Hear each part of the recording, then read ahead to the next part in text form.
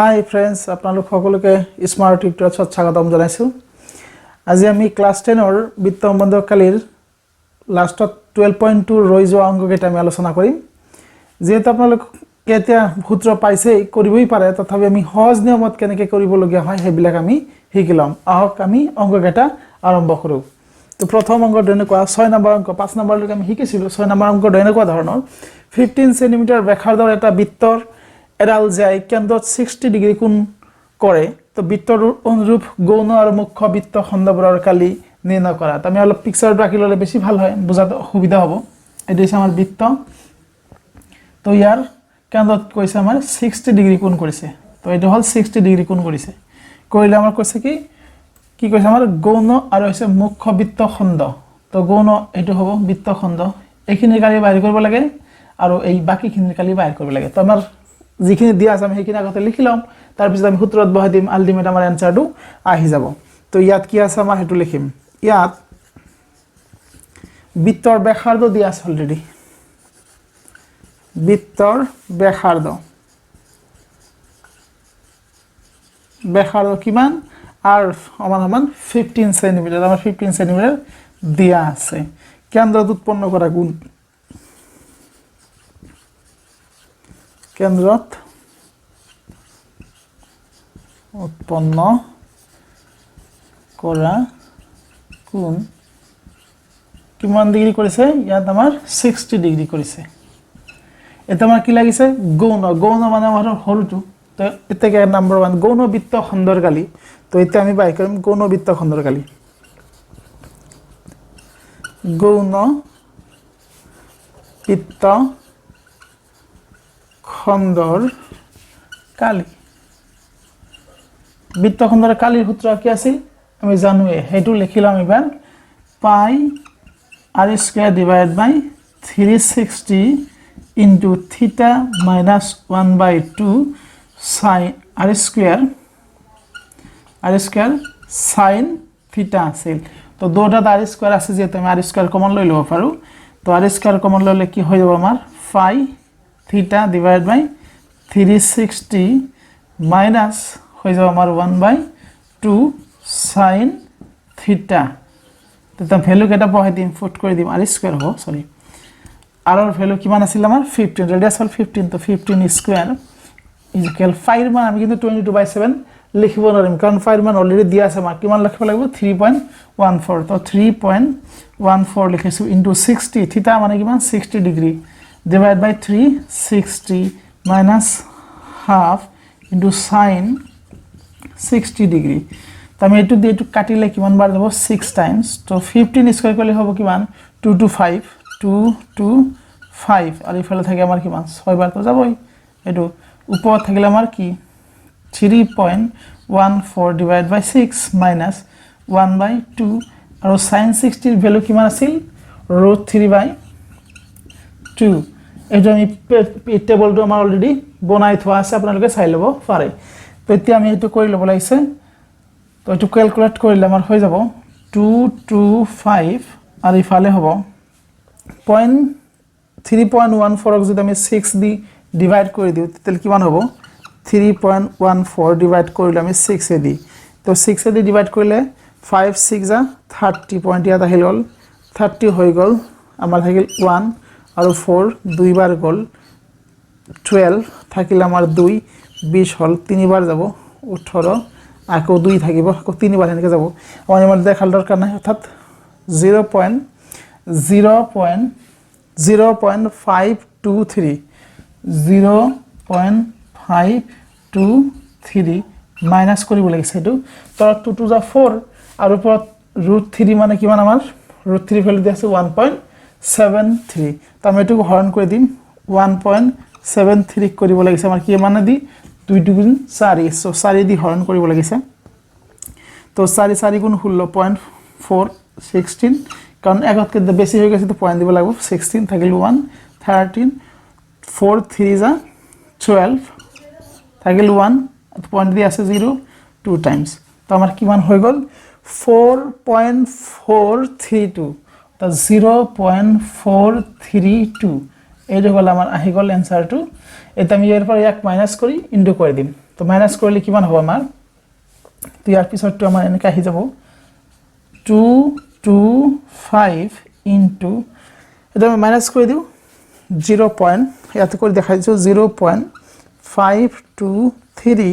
আৰু আমাৰ আছে 0.432 তো আমাৰ হ'ব 1 ইয়াত 1 2 পৰা তো 3 না যায় তো আমি কেৰি কৰিছোঁ 1 12 হল 12 ৰ পৰা 3 গলে 9 ইয়াত থাকে 4 তো 0 পইণ্ট ইমান তো 0.091 0.091 তো 91 দিয়ে আমি এটুক পূৰণ কৰিব লাগিছে কিমানক 225 ক পূৰণ কৰিলে যিমান হয় আমাৰ হেতু আহি যাব আমাৰ আল্টিমেট এনসাৰটো তো আমি এনসাৰ ইয়াত কৰিলাম তো আমি 0.225 ক আমি ইয়াত পূৰণ কৰিছো 225 ক কৰিব লাগিছে 91 দি 1 দি কৰিলে 225 হয় 9 দি 5 9 যা 45 or 5 4 in hand 2 9 যা 18 and 22 18 and 20 তোমার কিমান আহি যাব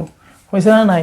এরু লিখছো 5 9 গুণ 45 আর 5 হাতত হলে 4 2 9 গুণ 18 আর 4 22 আর 2 হাতত হল 2 2 9 গুণ 18 আর 2 আমার কি যাব 20 এটা আমি প্লাস করে দিছো 5 ইফালে হল আমার 7 4 2 0 2 কে গর পিছত আছিল দশমিক আমার এর তো হয়ে যাব এক ঘর দুই ঘর তিন ঘর পিছত তো 1 2 3 আছে 20 আমার आंसर ফাইনাল आंसर তো হয়ে যাব আমার 20.47 সেন্টিমিটার স্কয়ার এটু হয়ে যাব আমার কিমান গৌণ বৃত্তখণ্ডৰ কালি হৈ গল স্ক্ৰিনশট মাৰি লব পাৰে হৈ গল এতিয়া আমাৰ কথা হল মুখ্য বৃত্তখণ্ডৰ কালি মুখ্য বৃত্তখণ্ড মানে এইখিনিৰ কালি লাগে আমাৰ তো এইখিনিৰ কালিৰ কাৰণে আমি কি কৰিম গোটে বৃত্তৰ কালিৰ পৰা আমি এই সৰু কালিটো বাহিৰ কৰি দিম এটো অলৰেডি আমাৰ বাহিৰ কৰা আছেই তো আমাৰ এইখিনি ক্যালকুলেট কৰিব না লাগে তো বৃত্তৰ কালি ক্যালকুলেট কৰি এখানে বিয়োগ কৰি দিম হৈ যাব আৰু আমি এতিয়া মুছি লৈছো মুখ্য বৃত্তখণ্ডৰ কালিটো আমি বাহিৰ কৰি লৈছো আৰু মুখ্য বৃত্তখণ্ডৰ কালি মুখ্য বৃত্তখণ্ডৰ কালি মুখ্য বৃত্তখণ্ডৰ কালি সমান সমান কি হ'ব পাই অৰ্থাৎ বৃত্তৰ কালি মাইনাস কোন বৃত্তখণ্ডৰ কালি বৃত্ত লিখি দিছো বৃত্তৰ কালি মাইনাস গৌণ বৃত্তখণ্ডৰ কালি তো বৃত্তৰ কালিৰ সূত্ৰ আমাৰ কি আছিল আমি জানো পাই r স্কয়াৰ মাইনাস বৃত্তখণ্ডৰ গৌণ বৃত্তখণ্ডৰ কালি আমাৰ অলৰেডি আছে আমাৰ কিমান 20.47 সেন্টিমিটাৰ স্কয়াৰ তো বৃত্তৰ কালি পাইৰ মান কিমান বহাব লাগে 3.14 ইনটু r মান হল 15 তার স্কয়ার মাইনাস 20.47 সেন্টিমিটার জিয়া নক এটা পিছত দিলে হ'ব এটা আমি কি 25 3.14 ইনটু 15 স্কয়ার করলে কিমান হ'ব 225 মাইনাস 20.47 তো আমার 225 ক 314 দি মাল্টিপ্লাই কৰিব লাগিছে তো মাল্টিপ্লাই কৰিলে কিমান হ'ব 4 5 গুণ 20 और 0 হাতত হল 2 5 4 দুগুণে 8 আর 2 10 और 0 হাতত হল 1 আর 4 দুগুণে 8 আর একে 9 900 এটা 5 2 2 3 দি 3 5 গুণ 15 3 দুগুণে 6 কে 7 3 দুগুণে 6 তো আমি প্লাস করে দিলে 05 আমার হয়ে গেছে কিমান 9 আর 2 11 11 আর 6 পাশে হবে আমার কিমান 16 16 আর 1 ইন হ্যান্ড তো আমার কি থাকেল 3 2 আর 1 3 আর হল 7 তো 10 আর 0 হাতে হল 1 তো 7 কে গর পিছত দশমিক ইয়াত আমার দশমিক আছিল তো 2 গর পিছত দশমিক দিব লাগিব ইমান তো 706 এর পৰা 706.50 এৰ পৰা মাইনাস কৰিব লাগিছে 20.47 তো মাইনাস কৰি দিলে আমাৰ কি হয় 20.47 তো 20.47 এই পয়েন্টৰ পিছত পয়েন্ট মাইনাস কৰাটো কিন্তু আমি পয়েন্টৰ পিছত পয়েন্ট বহাই কৰিব লাগিব তো ইফালে হৈ গল আমাৰ 3 ইফালে 0 পয়েন্ট ইফালে থাকিব আমাৰ কিমান হয় ইফালে থাকিব 6 ইফালে তেকো নাই 10 10 ৰ পৰা 2 গলে 8 আৰু হল আমাৰ 6 686 আহি গল আমাৰ কিমান 686.03 সেন্টিমিটাৰ স্কয়াৰ মানে আলটিমেট এটু আহিলেও আমাৰ হয়ে যাব এনেকে আমি কি কৰিব পাৰিম গৌণ বৃত্তখণ্ড আৰু মুখ্য বৃত্তখণ্ডৰ কালি বাহিৰ কৰিব পাৰিম আশা কৰিছো বুজি পোৱা গৈছে ইয়াৰ নেক্সট কোৱেশ্চনটো আমি কৰি লৈছো 12 সেন্টিমিটাৰ ব্যাসাৰ্ধৰ এটা বৃত্তৰ এডাল যায় কেন্দ্ৰত 120 ডিগ্ৰী কোণ কৰে বৃত্তটোৰ অনুৰূপ বৃত্তখণ্ডটোৰ কালি নিৰ্ণয় কৰা তো অনুৰূপ বৃত্তখণ্ডটোৰ কালি আমি জাস্ট বুজি লৈছো কেনেকুৱা তোমৰা হৰটো বাহিৰ কৰিছে এটা 120 ডিগ্ৰী কোণ কৰিছে কিমান 120 ডিগ্ৰী তো এই বৃত্তখণ্ডটোৰ কালি বাহিৰ কৰিছে এইখিনিৰ কালি আমাৰ বাহিৰ কৰিব লাগিব তোমার দিয়া আছে কি এটা আমি লিখব লাগিব ইয়াত কি আছে আমাৰ ইয়াত বৃত্তৰ ব্যাসাৰ্ধ দিয়া আছে আমাৰ ব্যাসাৰ্ধ কিমান ইয়াত বৃত্তৰ ব্যাসাৰ্ধ আৰ সমান আছে 12 সেন্টিমিটাৰ আৰু কেন্দ্ৰত কৰা কোণ কেন্দ্ৰত উৎপন্ন কৰা কোণ থিটা সমান 120 ডিগ্ৰী তে বৃত্তখণ্ডটোৰ কালি এটা বৃত্তখণ্ডটোৰ কালি লাগে এতিয়া বৃত্তখণ্ডৰ কালি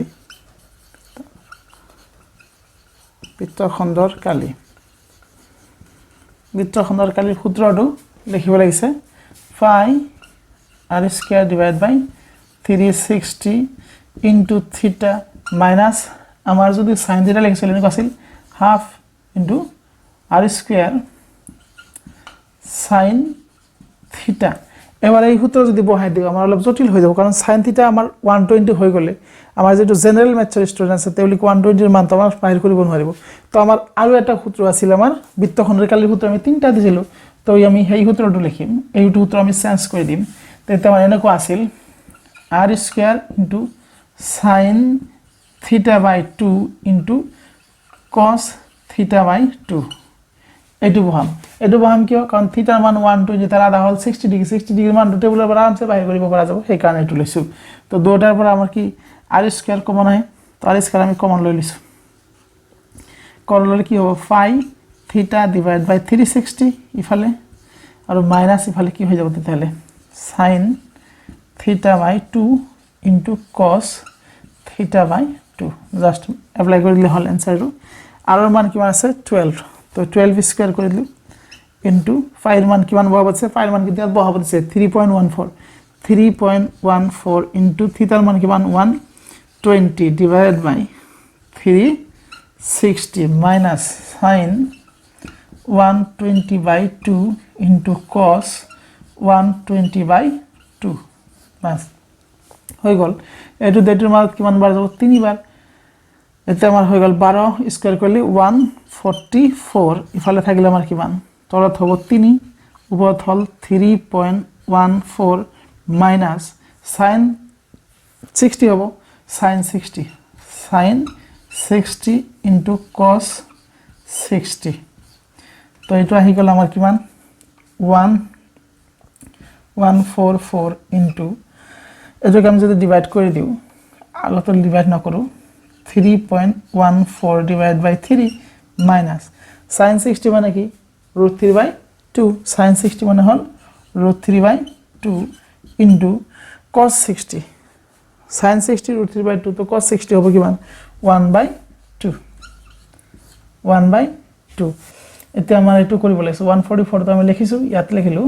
144 এটা আমাৰ 3.14 3 দিয়ে আমি ডিভাইড কৰিলাম তো 3.14 ক আমি 3 দিয়ে ডিভাইড কৰিছো 3 দিয়ে একবার গল 3 নামিল 1 না যায় পর্যন্ত দিব না যায় তো আমি এটা কি দেব লাগিব 0 লিখিব লাগিব এটা 4 নামিল 14 তাতে কিমান হ'ব 3 4 গুণ 12 2 হল আর কত 2 থাকে পয়েন্ট তো দিয়ে আছে তো আমি 0 লিখু 3 6 গুণ 18 এই হল 18 এনে গাই থাকিব অর্থাৎ 1.046 মাইনাস the 2 to the 4 আর √3 মানে কিমান 1.73 তো 1.73 কে আমি 4 দি হরণ কৰিছো কাৰণ 2 দুগুণে কিমান হ'ব আমাৰ 4 হ'ব তো 4 দি ডিভাইড কৰিছো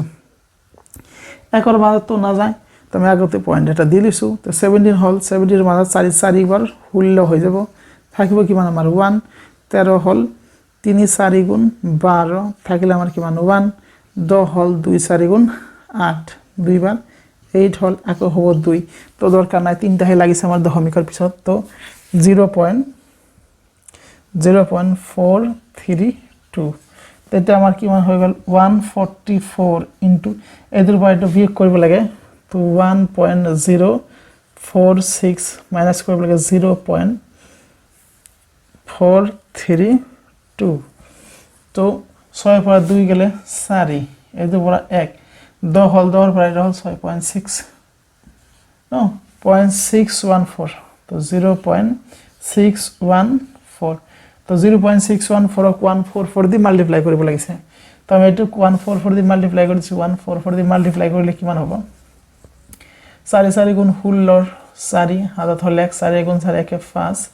4 6 গুণ 24 24 একেই তেতিয়ালে 6542 আৰু 1 দি কৰিলে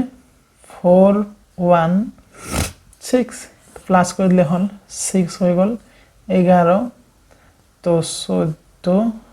আমাৰ থাকিব কিমান এতিয়া 3 7 8 আৰু হল 8 তো 3 বাৰ পিছত দশমিক তাৰ মানে আমাৰ आंसर আহিব 88.416 সেন্টিমিটাৰ স্কয়াৰ আৰ লিমিট আমি পাই গলো অনুবৃত্ত খণ্ডটোৰ কালি হল 88.41 সেন্টিমিটাৰ স্কয়াৰ আশা কৰিছো আপোনালোকে বুজিছে ইয়াৰ নেক্সট অংকটো আমি চাই লম 15 মিটাৰ বাহুৰ এখন বৰ্গক্ষেত্ৰাকাৰ গাহনি পথাৰৰ এটা চুকত এটা কুটিত 5 মিটাৰ দীঘল ৰছীৰে এটা ঘোঁৰা বান্ধি থোৱা হৈছে ঘোঁৰাটো যত চৰিব পাৰে পথাৰখনৰ সেই অংশটোৰ কালি নিৰ্ণয় কৰা 2 নম্বৰ যদি ৰছীডাল 5 মিটাৰৰ সলনি 10 মিটাৰ দীঘল হয় তো ৰছীডালৰ বৰ্ধিত অঞ্চলটোৰ চৰণীয়া বৰ্ধিত অঞ্চলটোৰ বৃদ্ধি নিৰ্ণয় কৰা 5 মিটাৰ আছে যদি 10 মিটাৰ হৈ যায় তেতিয়াহ'লে কিমান অংক বাঢ়িব আমাৰ হেতু বাহিৰ কৰিব লাগে তো প্ৰথম আমাৰ কি দিয়া আছে আমি এটো লিখিম তোমাৰ এটো এই বৰ্গৰ দৈৰ্ঘ্য তোমাৰ দৰকাৰ নাই আমাৰ ৰছীডাল যেটো দৈৰ্ঘ্য এটো আমাৰ কি হ'ব ভিতৰ ব্যাসাৰ্ধ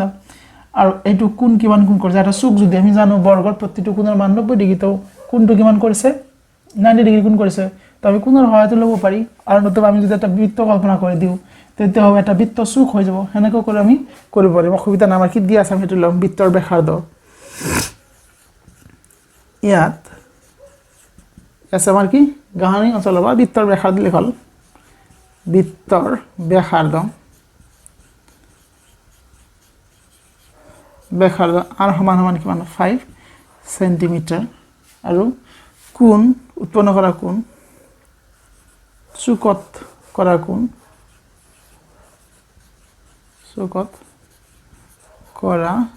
কোণ থিটা সমান সমান 90 ডিগ্ৰী চুকত কৰা কোণ 90 ডিগ্ৰী এতেকে নাম্বাৰ 1 কি কৈছে ঘোঁৰাটো যত চৰিব পাৰে সেই অঞ্চলৰ কালি মানে এই অংশৰ কালি লাগে মানে এটো অংশৰ তাৰ গাহনি চৰণীয়া অংশৰ কালি এক নম্বৰ চৰণীয়া অংশৰ কালি চৰণীয়া অঞ্চলৰ কালি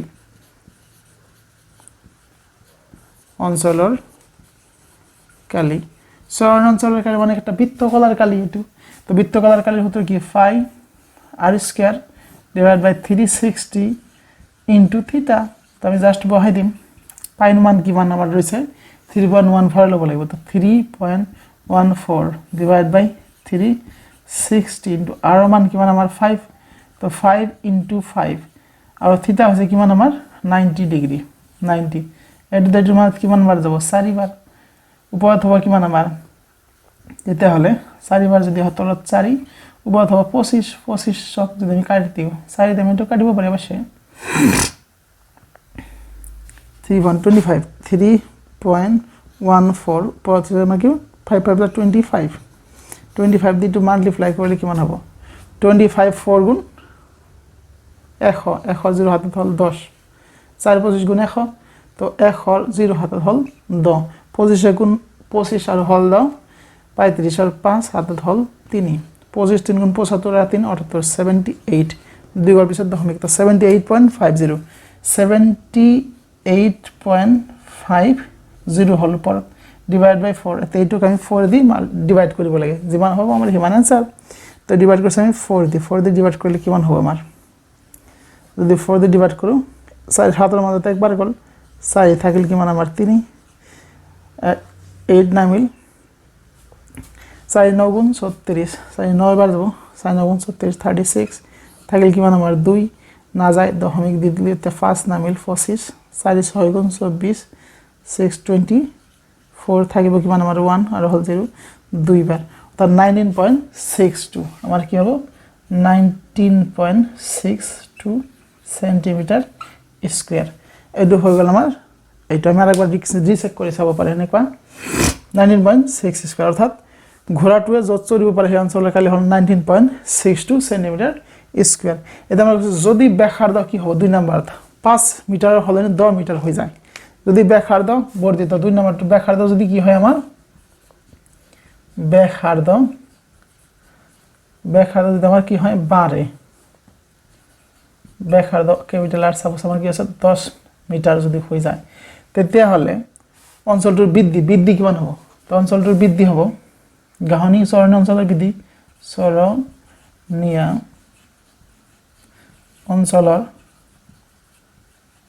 অঞ্চলৰ বৃদ্ধি হ'ব আমাৰ বৃদ্ধি হৈ যাব এইটো সূত্র পাই আর স্কয়ার যেহেতু আমরা কি পাইছিল एक्चुअली পাই আর স্কয়ার বাই 360 * 90 তো পাই আর স্কয়ার বাই 4 এ হবে তো আমি এটা লিখব লাগব পাই ক্যাপিটাল আর স্কয়ার বাই 4 মাইনাস পাই স্মল আর স্কয়ার বাই 4 এত লিখছো বোঝাতে অসুবিধা হয় যদি তবে দেখেছি বৃদ্ধি হবে পাই ক্যাপিটাল আর স্কয়ার বাই 4 মাইনাস পাই স্মল আর স্কয়ার বাই 4 এইটো 10 হয় তো আমি কি করছো ইয়ার পরে ইয়া লিখে ক্যাপিটাল আর দিছো আর ইয়ার পরে ইয়া লিখে স্মল আর দিছো হেনেকুৱা তো পাই বাই 4 তো কমনে আহিব আমাৰ পাই বাই 4 পাই বাই নাকি পাই বাই 4 আহিল আমাৰ কমন আহিল capital R square minus small R square তো পাইৰ মান 3.14 ডিভাইড বাই 4 আৰু ক্যাপিটাল আর মানে কিমান আর স্কয়ার যদি একবার প্লাস একবার মাইনাস করে দিম তার মান কিমান হবে একবার 15 আর মান হল 10 স্কয়ার মাইনাস আমার কি হবে 5 স্কয়ার তাহলে কি মান হবে আমার 75 10 স্কয়ার মানে 100 মাইনাস লিখে দিছি একবার 3.14 ডিভাইড বাই 4 ইনটু 100 মাইনাস 25 তো 75 আমার आंसरটো আহি যাব আমার এফালে আমি মুছি দিছো স্ক্রিনশট লৈ লব পারে তো আমি ইয়াত কৰিলাম आंसरটো 3.14 ডিভাইড বাই আমার কিমান 4 আই হল ইনটু 75 তো কাটাকাটি তো না যায় তো আমি এটু দেইটু কাগজে ডিভাইড কৰিলো তাৰ পিছত মাল্টিপ্লাই কৰি দিম অসুবিধা নাই 4 এ যদি আমি ডিভাইড কৰি দিও 3.14 4 দিয়ে ডিভাইড করছো 3 এর মাঝে তো না যায় তো আমি কত দি দিলু 4 দি তো 30 হল 4 7 গুণা 28 28 হই গল থাকিল আমার কি মান 3 আকো 4 নাম্বার 4 8 গুণ 35 32 থাকিল আকো 20 4 6 গুণ 4 5 গুণ 20 5 বার তো আমার কি মান হল এটু হই যাব আমার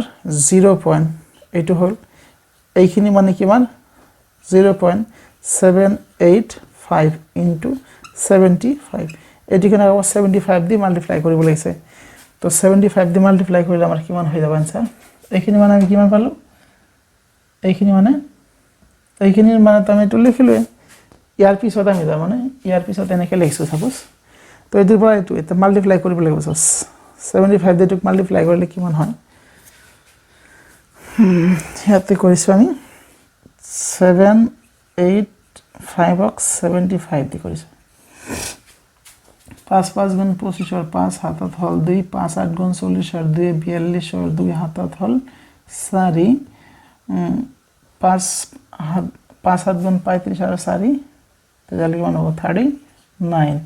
तो 5 7 गुण 35 और 5 हाथ हल 3 हाथ 8 गुण 56 और 3 59 9 हाथत हल 5 हाथ हाथ गुण 49 और 5 54 तो আমার কি মান হল 5 7 18 না 2 9 18 ঠিক আছে 18 আর 8 আর হল 5 তো 3 ঘর পিছত ধন কব না 1 2 3 ঘর পিছত 1 2 3 তো 58 পয়েন্ট আমার आंसर হইব 58.875 সেন্টিমিটার স্কয়ার। তো বৃদ্ধি হবে আমার ইমান আর সনেনা পথরের কালি হল 19.62 19.62 মানে আমি 20 লিখিলেও অসুবিধা নহয়। তো আমি এনেকে অঙ্কবিলাক কৰিব পাৰিম, অসুবিধা আমাৰ নহয় চাগে। তো আমি এনেকে অঙ্কবিলাক কৰিব পাৰিম। তো গোটেই ক্লাস মোৰ লগত থকাৰ বাবে ধন্যবাদ জনাইছো। এতিয়া 12.2 আৰু কিছুমান অঙ্ক আমাৰ ৰৈ গৈছে, বাকি অঙ্কখিনি আমি বাকি ক্লাছত নেক্সট ক্লাছত আমি আলোচনা কৰিম। আজি ইমানতেই সামৰণি মাৰিছো। আপোনালোকৰ সকলোৰে দিনটো শুভ হওক সেই কামনাৰে আজিৰ ক্লাস সামৰণি মাৰিছো। আৰু আপোনালোকৰ এটা অনুৰোধ থাকিল, মোৰ ভিডিঅ'টো যদি ভাল লাগে তেতিয়াহ'লে বেছি বেছি শ্বেয়াৰ কৰি দিব আৰু লাইক কমেন্ট কৰিবলৈ নাপাহৰিব। আপোনালোকে কমেন্টত জনাব পাৰে আমাৰ ভিডিঅ'টো কেনেকুৱা লাগে, আৰু যদি কৰবাত আহুৱাও থাকি যায়, ভুল থাকি যায়, আপোনালোকে আঙুলাই দিব বুলি মই আশা ৰাখিলো। আৰু আপোনালোকৰ দিনটো শুভ হওক সেই কামনাৰে আজি ভিডিঅ' ইমানতে সামৰণি মাৰিছো। ধন্যবাদ।